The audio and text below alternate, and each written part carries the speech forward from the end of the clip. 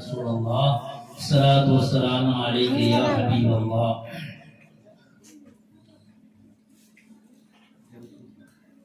کی محمد سے وفا تو نے تو ہم تیرے ہیں، کی محمد صلی اللہ تعالی علیہ وسلم سے وفا تو نے تو ہم تیرے ہیں، یہ جہاں چیز کیا ہے لوح و قلم تیرے۔ جگہ جگہ کے تمہیں تھک چکے ہنگامے، نشاط و لذت خواب گراں بدل ڈالو، سفینہ اپنا کنارے سے بھی لگ سکتا ہے، ہوا کے رخ پہ چلو بادواں بدل ڈالو، غلط روی سے منازل کا بعد بڑھتا ہے، مسافر و روش کارواں بدل ڈالو۔ محترم حضرات، میں نے ابھی جس آیت کریمہ کی تلاوت کا شرف حاصل کیا ہے، اللہ تبارک و تعالی نے قرآن کریم فرقان حمید میں ارشاد فرمایا والعصر ان الانسان لفی خسر، اور قسم ہے زمانے کی بے شک انسان گھاٹے میں، الا الذین آمنوا وعملوا الصالحات، اگر گھاٹے میں نہیں ہے تو کون لوگ ہیں؟ جو ایمان لائے اور نیک کام کیے، وتواصوا بالحق وتواصوا بالصبر، حق اور صبر پر جو قائم رہے وہ لوگ گھاٹے میں نہیں ہیں، باقی لوگ گھاٹے میں۔ محترم حضرات، اللہ تبارک و تعالی نے ارشاد فرمایا کہ انسان گھاٹے میں ہے۔ اللہ تعالی نے انسان کو دنیا میں پیدا فرمایا اور انسان کو اللہ تبارک و تعالی نے اشرف المخلوقات قرار دیا۔ اشرف المخلوقات کہتے ہیں کہ اللہ تعالی کی جتنی بھی بنائی ہوئی مخلوقات ہیں، جتنی بھی چیزیں اللہ تعالی کی بنائی ہوئی ہیں، ان ساری چیزوں میں افضل و اعلیٰ اللہ تعالی نے انسان کو بنایا۔ جس طریقے سے ہمارے نبی سارے نبیوں میں افضل و اعلیٰ، جس طریقے سے ہمارا قرآن ساری کتابوں میں افضل و اعلیٰ ہے، اسی طریقے سے اللہ تبارک و تعالی نے اپنے محبوب صلی اللہ تعالی علیہ وسلم کے امتیوں کو باقی سارے نبیوں کی امتیوں سے افضل و اعلیٰ قرار دیا۔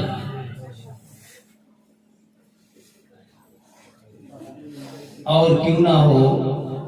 کیونکہ اللہ تبارک و تعالی نے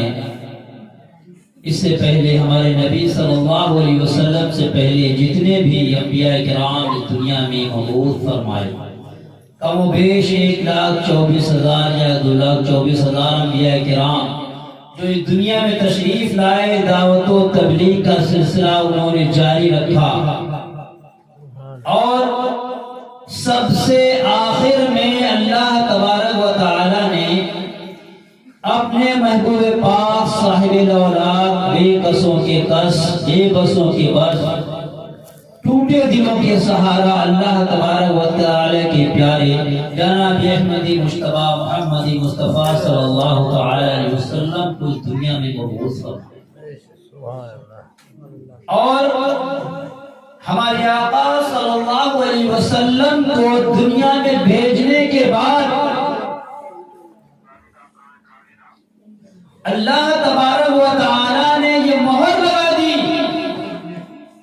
کہ اے لوگوں،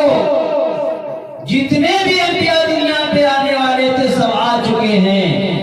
اب آخر میں میرا محبوب آیا ہے، اب اس کے بعد کوئی بھی نبی دنیا میں نہیں آئے گا۔ ہمارے آقا صلی اللہ تعالی علیہ وسلم خاتم الانبیاء ہیں، نبیوں کے آخری نبی ہیں۔ اگر کوئی اپنے دل میں یہ گمان کرتا ہے کہ اب بھی کوئی نبی آنے والے ہیں، اب بھی کوئی نبی آئے گا، تو پھر وہ ایمان سے خارج ہو جائے گا، ایمان والا نہیں رہے گا۔ ہمارے نبی صلی اللہ علیہ وسلم کے اوپر اللہ تبارک و تعالی نے نبوت کا دروازہ بند کر دیا، اور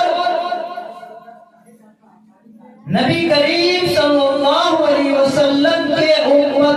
امتیوں کے عالموں کو اللہ تبارک و تعالی نے ورثۃ الانبیاء کا لقب عطا فرمایا۔ اب کوئی نبی نہیں آئے گا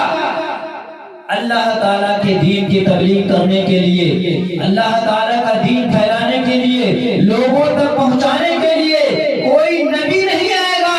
مگر نبیوں کا کام اب اس امت کے علماء کرام کے سپرد کر دیا۔ علماء کرام نبیوں کا کام کریں گے، اس لیے علماء کرام کو ورثۃ الانبیاء قرار دیا۔ محترم حضرات، اللہ تعالیٰ نے ارشاد فرمایا هل يستوي الذين يعلمون والذين لا يعلمون، اے لوگو کیا تم یہ گمان کرتے ہو کہ علم والے اور بغیر علم والے برابر ہو سکتے ہیں؟ نہیں، ہرگز نہیں۔ علم والے اور بنا علم والے برابر ہرگز نہیں ہو سکتے ہیں۔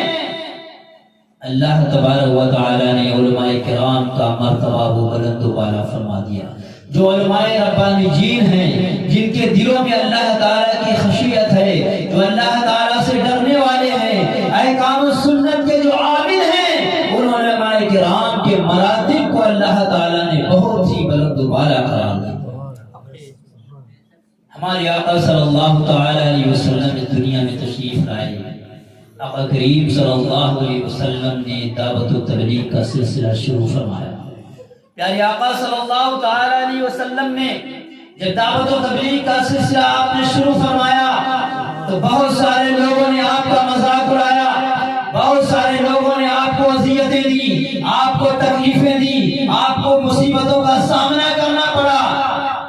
یہاں تک کہ اگر آج کا انسان ہوتا تو اتنی مصیبتیں اٹھانے کے بعد وہ دعوت و تبلیغ کا سلسلہ بند کر دیتا، مگر قربان جائیے آقا کریم علیہ الصلوۃ والتسلیم کے اوپر کہ آپ دعوت و تبلیغ کا سلسلہ آپ نے جاری رکھا، لوگوں کی الٹی سیدھی باتیں آپ سماعت فرماتے رہے، اپنے سینے کے اندر جذب کرتے رہے، مگر پیارے آقا صلی اللہ تعالی علیہ وسلم نے کبھی ان کے لیے بد دعا نہیں فرمائی، پھر بھی ان کے لیے دعائیں فرماتے رہے، یہاں تک کہ ہمارے آقا صلی اللہ تعالی علیہ وسلم نے مکہ شریف کے اندر جب تبلیغ کا سلسلہ جاری فرمایا، لوگوں میں تبلیغ فرمائی تو لوگوں نے معاذ اللہ آپ کو بہت برا کہا، یہاں تک کہ آپ کے رشتے میں چچا لگنے والا ابو جہل تو آقا کریم صلی اللہ علیہ وسلم کو بہت ہی الٹا سیدھا کہہ کر کے اور سارے لوگوں کو اپنے ساتھ لے کر کے رفو چکر ہو جاتا ہے اور کہتا ہے اے محمد ابن عبداللہ، تم اپنے آپ کو نبی بتاتے ہو، تم کہتے ہو کہ مجھے اللہ تعالیٰ نے نبی بنا کر کے بھیجا ہے، اے محمد نبوت کیا تھی تیرے واسطے ہی گھرانے میں، نبوت کے لیے بس تو ہی تھا سارے زمانے میں، یہی باتیں سنانے کے لیے ہم کو بلایا ہے، سمجھ میں کچھ نہیں آیا کہ کیا تو نے سنایا ہے۔ محترم حضرات، پیارے آقا صلی اللہ تعالی علیہ وسلم کو ابو جہل کی باتوں سے بہت زیادہ آپ کے دل شکنی ہوئی اور آپ جا کر کے ایک طرف بیٹھ گئے، مگر اللہ تبارک و تعالی کی طرف سے حکم ہوا کہ اے محمد عربی صلی اللہ علیہ وسلم دعوت تبلیغ کا سلسلہ جاری رکھیے، جو لوگ کہتے ہیں ان کو کہنے دیجئے، ان کی باتوں پہ دھیان مت دیجئے، آپ اللہ کے دین کو پھیلاتے رہیے۔ ہمارے آقا صلی اللہ علیہ وسلم نے حکم ربی کو وجہ آوری، حکم ربی کو وجہ لاتے ہوئے اسلام کو پھیلانا شروع کر دیا اور اسلام کو پھیلاتے رہے، لوگ اسلام میں داخل ہوتے رہے۔ ہمارے آقا صلی اللہ علیہ وسلم نے دین اسلام کی تبلیغ فرمائی تو مردوں میں سب سے پہلے حضرت ابو بکر صدیق رضی اللہ تعالیٰ عنہ ایمان سے مشرف ہوئے، حضرت ابو بکر صدیق رضی اللہ تعالیٰ عنہ ایمان لے آئے، اور بچوں میں سب سے پہلے حضرت علی رضی اللہ تعالیٰ عنہ ایمان لائے تھے، عورتوں میں سب سے پہلے آپ کی شریک حیات حضرت خدیجہ رضی اللہ تعالیٰ عنہ ایمان سے مشرف ہوئی تھی، اور غلاموں میں سب سے پہلے حضرت زید بن حارثہ رضی اللہ تعالیٰ عنہ ایمان لائے تھے۔ محترم حضرات، ہمارے آقا صلی اللہ علیہ وسلم دین حق کی تبلیغ فرماتے رہے، ادھر دشمنان اسلام، کفار اسلام، کفاروں نے پیارے آقا صلی اللہ تعالی علیہ وسلم کو تنگ و تراش کرنا شروع کر دیا، آپ کو برا بھلا کہتے رہے۔ ادھر ہمارے آقا صلی اللہ علیہ وسلم دن بہ دن دین حق کی تبلیغ فرماتے رہے، اور پیارے آقا صلی اللہ علیہ وسلم کے دین میں لوگ ہلکے ہلکے داخل ہوتے رہے، یہاں تک کہ ہمارے آقا صلی اللہ علیہ وسلم اللہ تعالی کی بارگاہ میں اکثر دعا فرماتے تھے، اے رب کائنات، تو حضرت عمر رضی اللہ تعالیٰ عنہ یا ابو جہل کو اسلام میں داخل فرما دے۔ محترم حضرات، کیونکہ ابو جہل کے نصیب میں نہیں تھا کہ وہ ایمان لے آتا، اللہ تبارک و تعالیٰ نے نبی کریم صلی اللہ علیہ وسلم کی دعا قبول فرمائی۔ اس وقت حضرت عمر رضی اللہ تعالیٰ عنہ کا مکہ شریف کے اندر بہت دبدبا تھا، لوگ آپ سے ڈرا کرتے تھے، لوگوں کے اوپر آپ کی ہیبت تھی، اور آپ کے ایمان لانے سے اسلام کو اور تقویت ملے گی، لوگ اور اسلام میں داخل ہوں گے۔ محترم حضرات، اسی لیے ہمارے آقا صلی اللہ علیہ وسلم اللہ تعالیٰ کی بارگاہ میں دعا فرماتے رہے۔ ادھر اللہ تبارک و تعالیٰ نے پیارے آقا صلی اللہ علیہ وسلم کی دعاؤں کو قبول فرمایا، اور حضرت عمر رضی اللہ تعالیٰ عنہ آقا کریم صلی اللہ علیہ وسلم کے جانی دشمن تھے، یہاں تک کہ حضرت عمر رضی اللہ تعالیٰ عنہ نے اپنے دل میں یہ ٹھان لیا تھا کہ آج ہم محمد بن عبداللہ کا خاتمہ کر کے ہی چھوڑیں گے، آج ان کے سر کو ان کے تن سے جدا کر کے ہی چھوڑیں گے۔ انہوں نے اپنی ننگی تلوار لی اور رسول اللہ صلی اللہ علیہ وسلم کے قتل کی ارادے سے گھر سے نکل پڑے۔ گھر سے جب نکلتے ہیں تو راستے میں ایک صحابی رسول سے ملاقات ہوتی ہے، اور وہ کہتے ہیں کہ اے عمر، کہاں جا رہے ہو؟ حضرت عمر رضی اللہ تعالیٰ عنہ کہتے ہیں کہ معاذ اللہ، آج میں محمد نامی جو شخص ہے اپنے آپ کو جنبی کہلاتا ہے، ہمارے دین کو جو برا بھلا کہتا ہے، آج میں ان کا خاتمہ کرنے کے لیے نکلا ہوں۔ چنانچہ وہ صحابی رسول فرماتے ہیں کہ اے عمر، تو ان محمد کا خاتمہ بعد میں کرنا، پہلے تو اپنے گھر کی خبر لو، تمہارے بہن اور بہنوئی دونوں اس محمد صلی اللہ علیہ وسلم پر ایمان لا کر کے مسلمان ہو گئے۔ حضرت عمر رضی اللہ تعالیٰ عنہ نے جیسے ہی سنا تو محمد صلی اللہ علیہ وسلم کے خاتمہ تو دل سے نکال کر کے سب سے پہلے اپنے بہنوئی اور بہن کو خاتمہ کرنے کے لیے فوراً آپ اپنے بہنوئی کے گھر جاتے ہیں۔ بہنوئی کے گھر جیسے ہی جاتے ہیں تو کیا دیکھتے ہیں کہ دروازہ لگا ہوا ہے، کنڈی بند ہے۔ آپ دروازے سے جھانک کر کے دیکھتے ہیں کہ بہن اور بہنوئی دونوں بیٹھے ہوئے قرآن کریم کی تلاوت کر رہے ہیں، قرآن کریم کی تلاوت کر رہے ہیں۔ حضرت عمر رضی اللہ تعالیٰ عنہ جذبات میں آتے ہیں، غصے میں آ جاتے ہیں، اور فوراً دستک دیتے ہیں کہ دروازہ کھولو۔ آپ کی بہن نے جب سنا کہ عمر آ گئے، فوراً ڈر گئی کہ آج نہ جانے کیا ہوگا، آج عمر آ گئے ہیں جو تو اسلام کے دشمن ہیں، محمد صلی اللہ علیہ وسلم کے جانی دشمن ہیں، وہ آ چکے ہیں، اب کیا کیا جائے؟ فوراً دونوں نے جو قرآن کے اوراق تھے ان قرآن کے اوراق کو چھپا کر کے رکھ دیا، اور گیٹ کھولا تو ڈرونی آواز میں دھاڑتے ہوئے حضرت عمر رضی اللہ تعالیٰ عنہ بولتے ہیں اپنے بہنوئی اور بہن سے کہ میں نے سنا ہے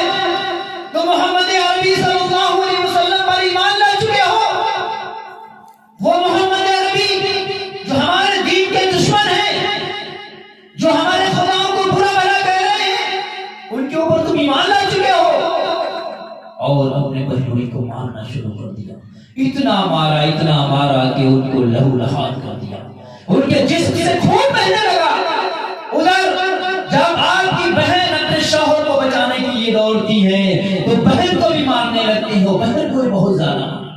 مارنے کے بعد پھر اپنی بہن سے کہنے لگتے ہیں کہ بہن تم پڑھ کیا رہی تھی، ذرا وہ اوراد وہ کلام تو مجھے سناؤ کر کے کہ تم کیا پڑھ رہی تھی، کیا تلاوت کر رہی تھی۔ چونکہ بہن میں سوچا کہ اب تو پتہ ہی چل گیا ہے، اب چھپانے سے کیا ہوتا ہے، فوراً وہ قرآن کے ورق، قرآن کے اوراق لے کر کے آتی ہیں اور کھولتی ہیں ان کو، قرآن کے اوراق کو پڑھ کر کے سناتی ہیں۔ پہلے ہی آیت سنائی،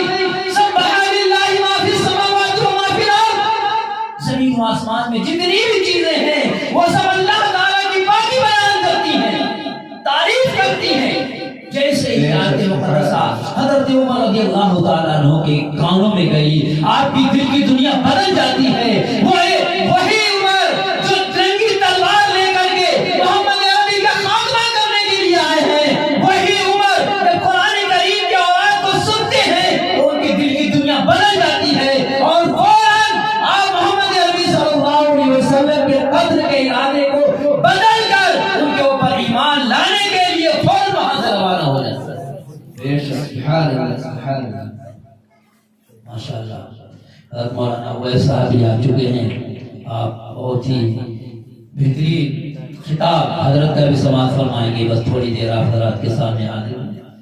درود شریف پڑھیے، اللہم صلی علی سیدنا مولانا محمد وعلی آل سیدنا مولانا محمد وآلہ وسلم، صلاۃ والسلام علیک یا رسول اللہ، صلاۃ والسلام علیک یا حبیب اللہ۔ محترم حضرات، حضرت عمر رضی اللہ تعالیٰ عنہ رسول مقبول صلی اللہ تعالی علیہ وسلم جس مکان میں تشریف فرما تھے، چند صحابہ کرام آپ کے ہمراہ تھے، وہاں پر جاتے ہیں، باہر جو صحابی رسول تھے ان سے کہتے ہیں کہ رسول اللہ صلی اللہ علیہ وسلم کہاں ہیں، مجھے ان سے ملاقات کرنا ہے، مجھے ان سے ملنا ہے۔ وہ صحابی رسول جب دیکھتے ہیں حضرت عمر کے ہاتھ میں ننگی تلوار ہے، فوراً اندر جا کے کہتے ہیں کہ عمر آیا ہے اور ننگی تلوار اس کے ہاتھ میں ہے، اس کا کچھ ارادہ صحیح نہیں معلوم ہوتا ہے۔ حضرت علی رضی اللہ تعالیٰ عنہ فرماتے ہیں عمر آئے ہیں تو آنے دو، اگر عمر اچھی نیت سے آئے ہیں تو ان کا سواگت کریں گے، ان کا خیر مقدم کریں گے، اور اگر غلط ارادے سے آئے ہیں تو ان کی تلوار سے ان کا سر کاٹ کر کے رکھ دیں گے۔ محترم حضرات، حضرت عمر رضی اللہ تعالیٰ عنہ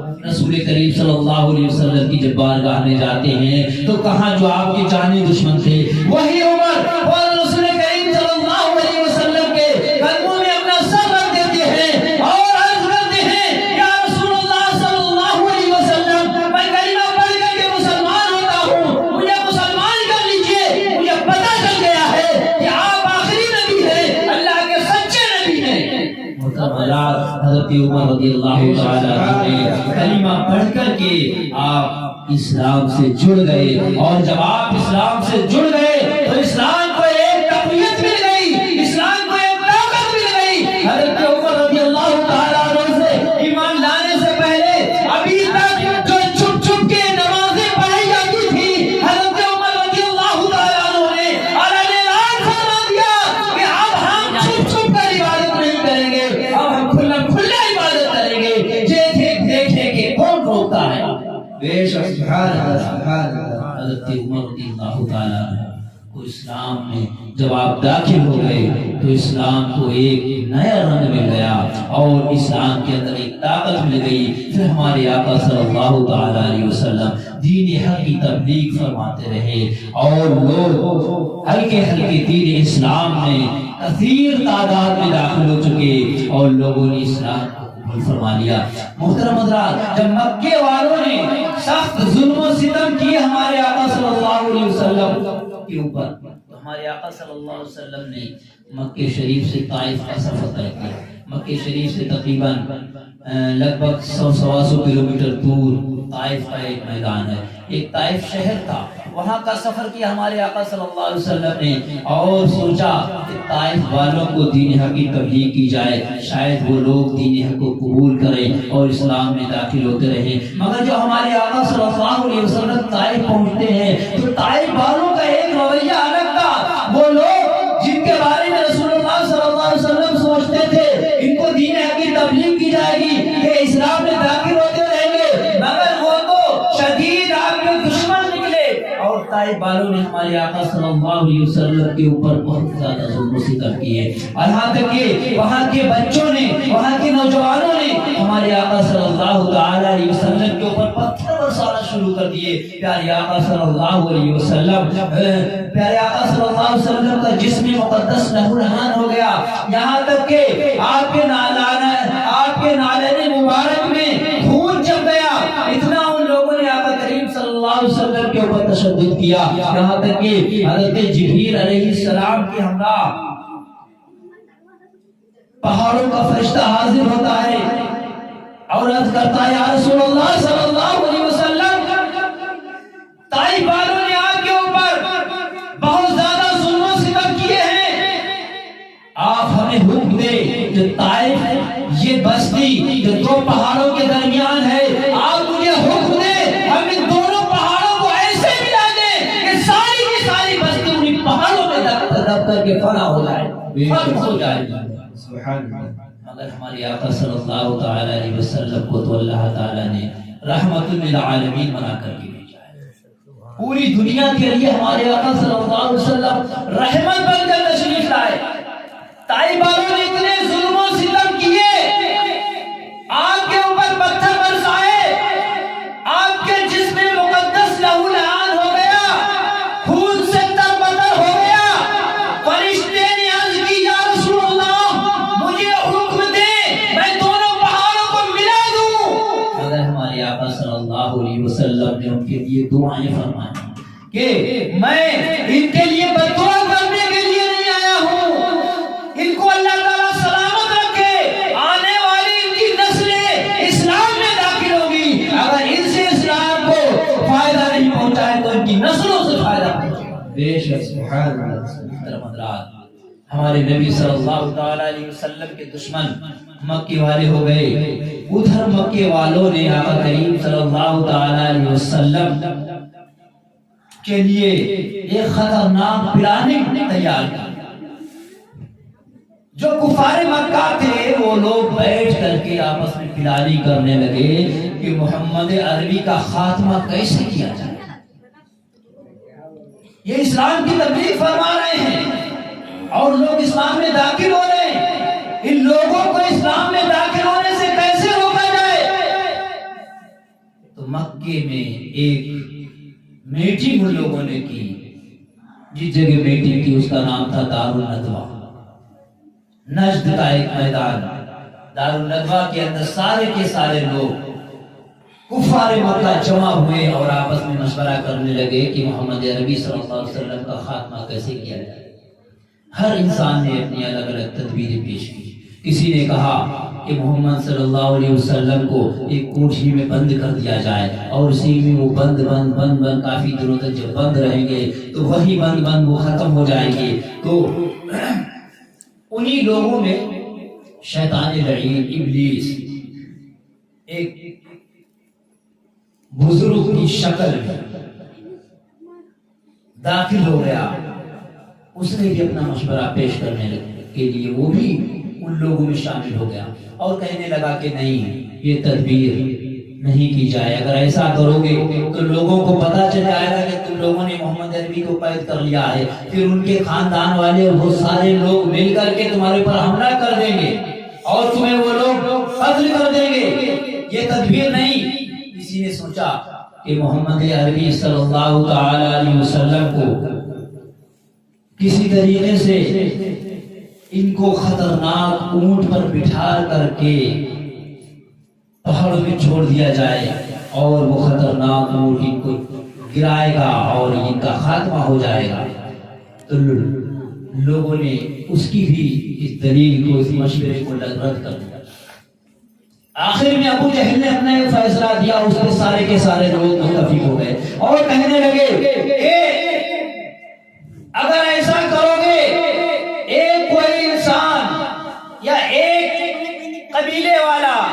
کوئی حملہ کرے گا محمد عربی کے اوپر تو سارے کے سارے لوگ اس قبیلے کے اوپر چڑھائی باندھ دیں گے، لہذا ایسا کیا جائے کہ ہر کفاروں کے قبیلے سے ایک ایک ان کے سردار کو لیا جائے، اس کے ہاتھ میں ننگی تلوار دی جائے اور ننگی تلوار دینے کے بعد ان سارے کے سارے لوگوں کو کاشانۂ نبوت کے ارد گرد جمع کر دیا جائے۔ صبح کو جب فجر کی نماز کے لیے محمد عربی اپنے حجرے سے نکلیں گے تو سارے کے سارے لوگ مل کر کے ان پہ حملہ کر دیں گے اور اس کے بعد سارے لوگ مل کر کے حملہ کریں گے تو خون کا نام سارے لوگوں کے اوپر آ جائے گا، ان کے قتل کا الزام سارے لوگوں کے نبیوں سے کوئی مقابلہ نہیں کر پائے گا۔ اس ابو جہل کے مشورے کو ان سارے کے سارے لوگوں نے قبول کر لیا اور سارے قبیلے سے ایک ایک انسان کو جو ہر قبیلے کا سردار تھا اس کو بلایا گیا اور کہا گیا کہ ہمیں ایسا کرنا ہے۔ ننگی تلوار لے کر رسول کریم صلی اللہ تعالی علیہ وسلم کے کاشان نبوت کے چاروں طرف کھڑے رہنا ہے۔ فجر کی نماز میں جب محمد عربی صلی اللہ علیہ وسلم کا گزر ہوگا تو سارے کے سارے لوگ مل کر کے ان کے اوپر حملہ کر دیں گے۔ ادھر وہ سارے کے سارے لوگ تیار ہو گئے۔ اللہ تبارک و تعالی سے کون سی چیز چھپی رہ سکتی ہے؟ پروردگار عالم ان کے مکر و فریب سے آگاہ تھا کہ ان لوگوں نے جو اپنا یہ مکر کیا ہے رسول کریم صلی اللہ علیہ وسلم کے خاتمے کی جو انہوں نے پلاننگ تیار کی، اللہ تعالی آگاہ تھا۔ اللہ تبارک و تعالی نے ان کی پلاننگ سے رسول کریم صلی اللہ علیہ وسلم کو آگاہ کر دیا، اے محمد عربی یہاں پر کفار مکہ تمہارے خاتمہ کے لیے تیاری کی ہے، وہ تم کو قتل کر دینا چاہتے ہیں، لہذا تم مکے سے مدینے کو ہجرت کر جائیے اور تم صبح کی نماز سے پہلے اپنے اجر سے نکل جائیے۔ محترم حضرات، وہ سارے کے سارے کفار مکہ شام ہی سے رسول اللہ صلی اللہ علیہ وسلم کے مقدس حجرے کے چاروں طرف ننگی تلواریں لے کر کھڑے ہو گئے۔ ادھر آقا کریم صلی اللہ علیہ وسلم نے حضرت علی رضی اللہ تعالیٰ عنہ کو کہلا بھیجا کہ اے علی، آج میں مدینے کو ہجرت کر جاؤں گا اور تم ہمارے بستر پر ہماری سبز رنگ کی چادر اوڑھ کر کے لیٹ جانا، اور یہ جن لوگوں کی امانتیں ہیں صبح کو وہ ساری امانتیں ان کے حوالے کر دینا اور پھر تم بھی مدینے کو آ جانا۔ حضرت رسول مقبول صلی اللہ تعالی علیہ وسلم نے جب حضرت علی رضی اللہ تعالی عنہ سے یہ فرمایا تو دیکھیے کتنے سچے عاشق رسول تھے حضرت علی رضی اللہ تعالی عنہ۔ حضرت علی کو پتا تھا کہ مکان کے چاروں طرف کفار مکہ ننگی تلوار لیے وہ کھڑے ہیں، اور رسول اللہ صلی اللہ علیہ وسلم نے فرمایا علی تم میرے بستر پر سو جانا میری چادر اوڑھ کر کے۔ اب بتائیے کوئی جس کا قتل کرنے کے لیے آیا ہو اور اس کے بستر پر کوئی چادر اوڑھے سو رہا ہو،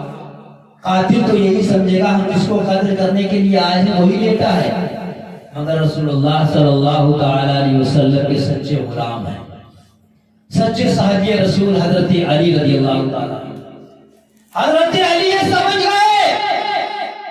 جب پیارے آقا صلی اللہ علیہ وسلم نے یہ فرما دیا اے علی تم صبح کو لوگوں کی امانتیں واپس کر کے مدینے تم بھی چلے آنا۔ حضرت علی سمجھ گئے کہ ہمارے آقا نے فرما دیا ہے علی مدینے تم بھی جانا، تو علی تمہارا کوئی بھی بات بیکار نہیں کر سکتا، تمہارا کوئی بھی کچھ نہیں بگاڑ سکتا ہے، یہ ہمارے آقا نے فرما دیا ہے۔ ہمارے آقا کی کہنے کے مطابق حضرت علی بغیر ڈرے بغیر جھجک پیارے آقا صلی اللہ علیہ وسلم کی مقدس چادر اوڑھ کر کے آپ کے بستر پر سو گئے۔ ادھر پیارے آقا صلی اللہ علیہ وسلم اپنے حجرے مقدس سے نکلتے ہیں، ہاتھوں میں مٹی لیتے ہیں مٹھی میں، اور مٹی پر سورہ یاسین شریف بآواز بلند پڑھتے ہوئے اپنے دروازے سے نکل جاتے ہیں، اور وہ مٹھی جو مٹھی کے اندر مٹی تھی وہ مٹی ان کافروں کے سروں کے اوپر جاتے ہوئے چلے جاتے ہیں، مگر کافروں کو ذرا بھی احساس نہیں ہوا اور یہ پتہ بھی نہیں چلا ہمارے آقا صلی اللہ علیہ وسلم باہر نکل گئے۔ بے شک سبحان اللہ سبحان اللہ۔ حضرت علی رضی اللہ تعالیٰ عنہ اندر، حضرت رسول اللہ صلی اللہ علیہ وسلم چلے گئے، حضرت ابو بکر صدیق رضی اللہ تعالیٰ عنہ کی کنڈی کھٹکھٹائی، اے ابو بکر اٹھو۔ حضرت ابو بکر رضی اللہ تعالیٰ عنہ فوراً آتے ہیں۔ حضرت ابو بکر رضی اللہ تعالیٰ عنہ فرماتے ہیں یا رسول اللہ میں تو جاگ ہی رہا ہوں، میں تو تیار ہوں۔ آقا کریم صلی اللہ علیہ وسلم فرماتے ہیں ابو بکر تم کو کس نے بتایا کہ ہم لوگ ہجرت کریں گے؟ حضرت ابو بکر رضی اللہ تعالیٰ عنہ فرماتے ہیں یا رسول اللہ صلی اللہ علیہ وسلم کافی دن پہلے آپ نے جو مجھ سے ہجرت کرنے کا ذکر کیا تھا کہ اے ابو بکر تم بھی میرے ساتھ ہوگے، تم بھی میرے ہمراہ رہو گے، یا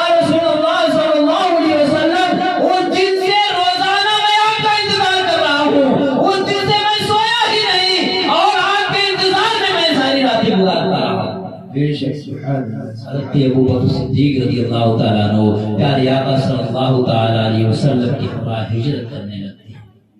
تو محترم حضرات، ہمارے آقا صلی اللہ تعالیٰ علیہ وسلم کی کتنی مصیبتیں اٹھائی اسلام پھیلانے کے لیے، ایمان لوگوں کے اندر جگانے کے لیے. آقا کریم صلی اللہ علیہ وسلم نے کافی مصیبتیں اور پریشانیوں کا سامنا کرنا پڑا، اور صحابہ کرام نے کتنی پریشانیاں اٹھائی، یہاں تک کہ صحابہ کرام کو اسلام کی خاطر کتنا مارا پیٹا گیا. حضرت بلال رضی اللہ تعالیٰ عنہ، حضرت زید بن حارثہ رضی اللہ تعالیٰ عنہ اور دیگر بہت سارے صحابی رسول ہیں جن کو جو غلام تھے ان کے آقاؤں نے ان کو شدید مارا اور زخمی کیا. محترم حضرات، ان کے اوپر شدید ظلم و ستم کیے. آج کا اگر مسلمان ہوتا تو ایمان لانے کے بعد اگر اس کے اوپر ان ظلم و ستم کا ذرہ برابر بھی اگر ظلم کر دیا جاتا تو وہ اسلام چھوڑ دیتا. مگر قربان جائیے صحابی رسول اسلام کے کتنے مضبوط تھے، ایمان کے کتنے مضبوط تھے کہ ان کے اوپر پتھر برسائے جاتے رہے، تپتی ہوئی دھوپ میں ان کو گھسیٹا جاتا رہا، پھر بھی ان کی زبان پر احد احد کا نعرہ جاری رہا. ہر پر دیکھ رہے، سینے پر جلاد رہے، اور لب پہ تیرا نام رہے، دل میں تیری یاد رہے. سبحان اللہ. قربان جائیے ان صحابی رسول کے اوپر. آج ہمیں تو اسلام کے لیے کچھ ہم محنت نہیں کر رہے، ہمیں تو اسلام پھیلایا مل گیا. ہم مسلمان کے یہاں پیدا ہو گئے تو مسلمان ہو گئے. پوچھئے ان لوگوں سے جنہوں نے اسلام کے لیے قربانیاں دی ہیں، جنہوں نے سینے میں پتھر کھائے ہیں، جن کو دہتی ہوئی آگ میں جلایا گیا، جن کو کھولتے ہوئے تیل میں ڈالا گیا، جن کی آنکھوں کے سامنے ان کے بچوں کو قتل کر دیا گیا، ان کی عورتوں کو قتل کر دیا گیا، مگر پھر بھی انہوں نے اسلام سے منہ نہیں موڑا. آج تو ہمارے آقا صلی اللہ علیہ وسلم ہم کو نماز کے لیے کہتے ہیں تو ہم نماز سے دور، ہمارے اوپر جو ارکان ہیں جو فرض کیے گئے ہیں ہم ان سے دور نظر آتے ہیں. مگر مسلمانوں، جو ہمارے ایمان کی یہی کمزوری ہے، اگر ہم آقا کریم صلی اللہ علیہ وسلم کی حیات زندگانی کو پڑھ لیتے، آپ کی زندگی کے دنوں کو پڑھ لیتے کہ آپ نے کس قدر اسلام پھیلانے کے لیے مصیبتیں اٹھائی ہیں، اور کس قدر آقا کریم صلی اللہ علیہ وسلم اپنی امت کے لیے بے چینوں کے اندر آ رہے. ہمیں اشرف المخلوقات اسی لیے تھوڑی قرار دیا، اسی وجہ سے قرار دیا. ہم پیارے آقا صلی اللہ علیہ وسلم کی امتی ہیں، اور سارے نبیوں کے جو افضل و اعلیٰ ہیں ان کے امتی ہیں، اس لیے ہمیں اشرف قرار دیا. تو اشرف المخلوقات جب قرار دیا ہے تو اس کا حق بھی ہمیں ادا کرنا چاہیے، حق بھی ادا کرتے رہے. تو ہمارے آقا صلی اللہ علیہ وسلم نے فرمایا ہے اس پہ اپنی جامہ پہناتے رہے اس کو. پیارے آقا صلی اللہ علیہ وسلم کے بتائے ہوئے راستے پر چلتے رہے. تم کو جان قربان کرنے کے لیے نہیں کہا جا رہا ہے، صرف تم کو چند وقت اسلام کے لیے جو تمہارے اوپر فرائض ارکان ہیں ان کو ادا کرنے کے لیے کہا جا رہا ہے. پھر بھی ہم اس سے دور نظر آتے ہیں. تو نہ سنبھلو گے تو مٹ جاؤ گے. ہندی مسلمانوں، تمہاری داستان تک بھی نہ ہوگی داستانوں میں. درس قرآن اگر ہم نے نہ بلایا ہوتا، یہ زمانہ نہ زمانے نہ دکھایا ہوتا، یہ زمانہ نہ زمانے نے دکھایا ہوتا. وہ معزز تھے زمانے میں مسلمان ہو کر، وہ معزز تھے زمانے میں مسلمان ہو کر، اور ہم خوار ہوئے تاریخ قرآن ہو کر. استغفر اللہ ربی من کل ذنب واتوب الیہ، واخر دعوانا الحمد للہ رب العالمین.